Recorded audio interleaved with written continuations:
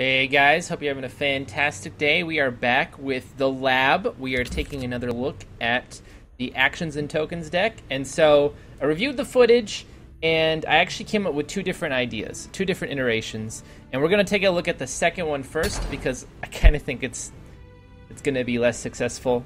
But if it works, it'd be great because I love decks that have cohesive ideas. And so what I took from the last match was I noticed that there were a lot of life gain cards and cards that reward you for having more life, especially in willpower. There's lots of ways to get life. So I remodeled the deck to be a little bit more based on life gain. So you've got, and the reason why I think this deck is weaker is because you've got cards like Two Moon Contemplation, which are amazing if they go off, but if you play this while you're behind, it's just going to put you further behind. You got cards like the Royal Sage, Golden Saint, which again, you know, if you don't have that health lead, they're going to hurt you more than they help you. Now, you do have lots of cards in here that are designed around putting out lots of little tokens, lots of life. So we've got Scouting Patrol, we've got Soul Split, we've got Pack Wolves, we've got the Contemplation, we've got the Pure Reinforcement, Slaughterfish Spawning. So we have like the most token generation and the most things to do with those tokens. You know, we've got the Cruel Fire Bloom, we've got the Soul Split, which creates tokens, but it's really good if we use it on a token. So this deck has the most like just raw token generation power. It's rocking 21 actions, so a little bit on the lower side, but I think still enough to justify putting the Crystal Tower Crafter and the Shimmerine Peddler in there. Both very powerful cards. We're still rocking the Telvanni Arcanist. I took out Lightning Bolt, which was really hard to justify. And even doing that, we're still 4 cards over the 50 card limit. So hopefully that doesn't bite us too much in the rear. It was really hard to cut this down any further than what it was, but I felt like every card that's here is essential. The card that I think is the most, like, kind of, I wish I could get rid of it, but I can't, is the Two Moons Contemplators. Because again, if they're attacking us and we play this while we're behind, it'll never go off and it'll just be 3 wasted mana. But it fits this deck so well. It puts tokens on the board for us to buff, and it gives us life, which we want the life for the life lead. So if I continue down this path with this deck, what I'll probably do is take out this guy, the Royal Sage, the Golden Saint, and then like put something else in. But I wanted to test and see how it works with the life lead style. So we've got the Broom Profiteer that can give us life, the Contemplation which can give us life, and just like an aggressive start.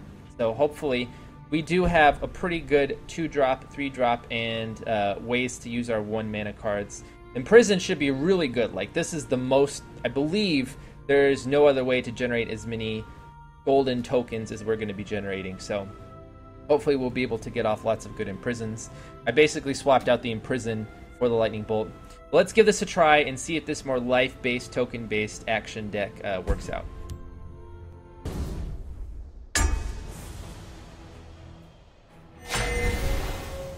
Also rocking the Monk. Let's see how this guy fares. I will keep the Telvanni Arcanist, but not those guys. Again, great combo. I didn't even use your card last time, man. I apologize. No disrespect. Soldiers, report! Your orders. But if we can... Oh. The dream would be for him... Oh, he's got If something. I fall, the hist will reclaim me. Immense sadness and despair.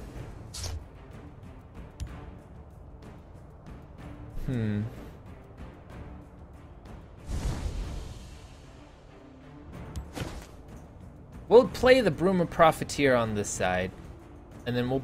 the question is, do we Cruel Fire Bloom that? Honestly... yeah, we probably should. Well...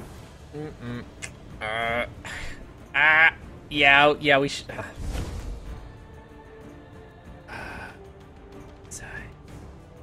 yeah, we should. If we're setting up for a Telvanni Arcanist... yeah. I'm so indecisive. Okay, the Telvanni Arcanist in case he plays something. The ambition of the Telvanni Hit in here. Cruel Fire Bloom. Tempted to Cruel Fire Bloom the Telvanni Arcanist, but that would have been... I think that would have been a mistake. Ifra stands with me. These will trade just fine, so we don't need the power of Divine Fervor. So we can get this online. Into the First, breach. let's break his rune and see what happens. Can't you see I'm busy? Alright, looking good. Let's just Broom a There's a Profiteer. plan. There's always a plan. Now he's probably going to trade the 3-2 into the 2-3, right? The forest is ours. I Calm. do love Okay. a good fight. That's interesting. We cannot keep this alive, unfortunately, no matter what we do. So our best bet here is just to Divine...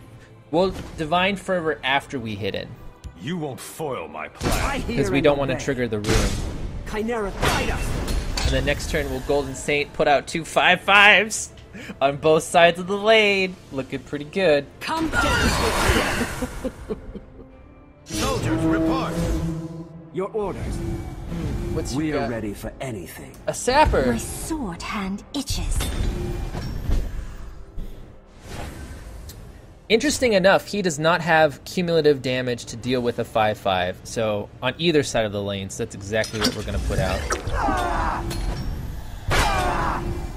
We're not going to hit in here because hopefully he won't have a way to get rid of this. He is playing green, so if he has wounded effects, then if we hit in with this 2-1, he could theoretically finish this off or buff it up some way. The forest is my cloak. Ah, interesting. You waste my breath. It's nothing personal. Come dance with death. Now the question is, do we just keep controlling the board? And the answer is, yeah, of course we do. With these cards. So now, we're going to play this for sure. No question about that. It trades even with one of these guys. Now the question is, do we want a 3-3 or a 2 on this lane? I think we'll go ahead and put the 3-3 on this lane and the 2-2 in the other lane.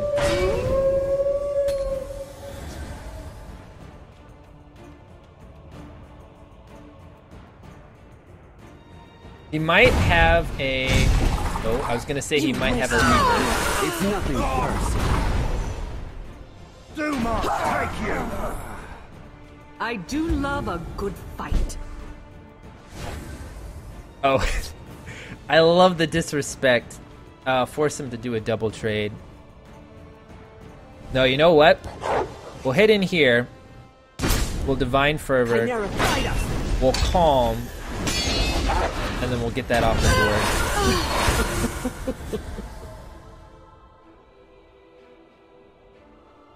So, Come dance with death. play something huge. That's probably not the card that you want to draw, because it has to deal 2 damage to something.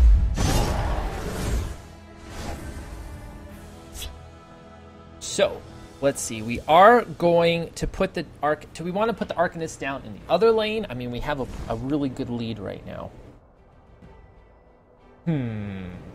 He's going to have to trade one of these guys, probably the 3-2 in. He's going to hit us in the face. He's going to draw us a card. Let's go ahead and press our advantage, see if he throws out anything. He does draw something. Let's see if it's something we can get rid of. If There I are... fall, the hiss will reclaim me. I am fine just letting that trade into my 3-3 because we're about to put down a 5-4, right? The ambition of the Telvanni knows no bounds. And then we'll hold the Javelin. I don't see any giant threats worth getting rid of right now. Keep in mind that this is actually just a 1-1 token. Come dance with death. Oh yeah, boy. Chaos, take you. Oh, it's always really sad when you have to use a piercing javelin on a 1-2. But technically we don't. We could just Imperial Reinforce on that side.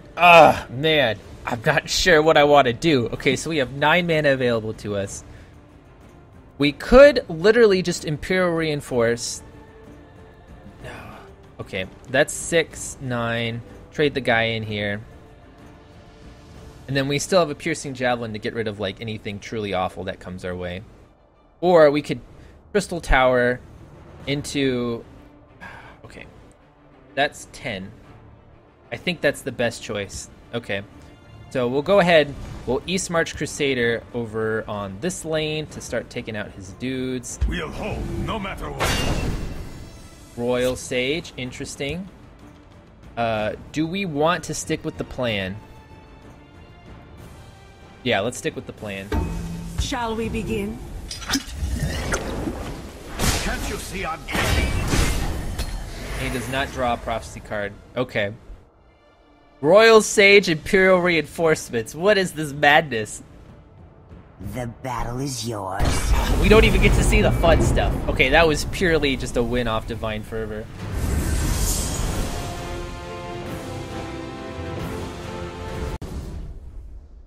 Alright, last match. Let's see how we do. 40 dust. Oh, perfect. This is going to be a really aggressive red, green. Love to see how this goes. We're going for as early draw as we can. Yeah. No, I need a 3-drop. I need a 3-drop, please, or I'm going to lose. There you go. Perfect 3-drop. Literally. There's always a plan. The perfect 3-drop into the perfect 4-drop into the perfect 5-drop into the perfect 6-drop. Jarls, who cares about your Jarls, man? I've got Slaughterfish to spawn. I'm gonna do it anyway. I don't even care. Let's see you deal with both of these. And literally all we need to do is just 1 point of damage to trigger the Sage. I would have preferred if he hadn't done that, I'll be honest. I'm ready for anything. Gore and glory! Well, I guess that 1 point is gonna make all the difference. And then we'll Royal Sage and see what comes out. I see you're in need of my wisdom. Lethal and... Oh, perfect. Ward. Fantastic. Oh, that's like the ward is so powerful against red and green because they don't have any just flat out removal. Unless he silences it and turns it into a 1/1. Gonna make the trade. You make me sad, sir. You make me incredibly sad. We are gonna set up the 2 moons right now, even though it's less mana efficient, because we might not get another opportunity to do so. And we do have the perfect sacrificial lamb, or should I say fish, for the Fire Bloom, thankfully.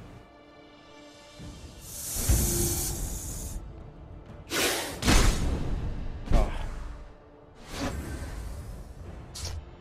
You make me so sad. So sad, sir. So sad. We're not going to trigger the rune. We're just going to Cruel Fire Bloom into Golden Saint. Get through that, scumbag! See what he's got. Divine Fervor, Imperial Reinforcements, great follow-ups. Piercing Javelin in case he plays something big and chunky. The hist will reclaim me. That's not really something big and chunky, but I'll probably Piercing Over Javelin here. it anyway. This way. Clear your mind. Retract your claws. What is the point of doing it that way? I believe... Oh, what? I can't... Fantastic! Alright, so let's go for... Let's trigger his runes. Okay, so... Yeah, we'll Divine Reinforcement no matter what. Guide us. Punch. Punch. Punch. And then put down some fish. Which are going to become 4/2s next turn.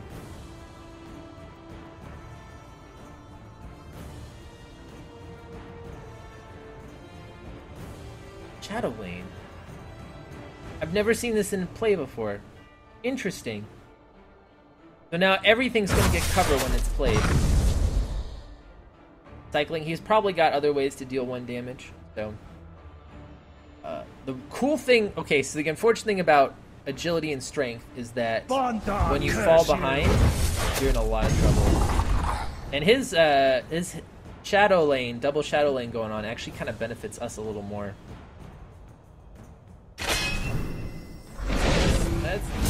not be enough. Still a 2/2. So if you silence something while Divine Fervor's in play, it still gives the buff from Divine Fervor. And then Prophecy. Oh, always unlucky. Oh, fun game.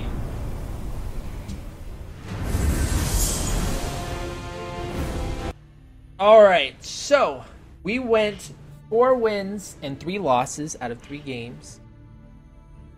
I honestly, this was a really fun deck to play, but I have to say, so I noticed that what would happen in general is that we'd hit the ground running, and then if the opponent didn't have a way to stop us, we'd just run over them.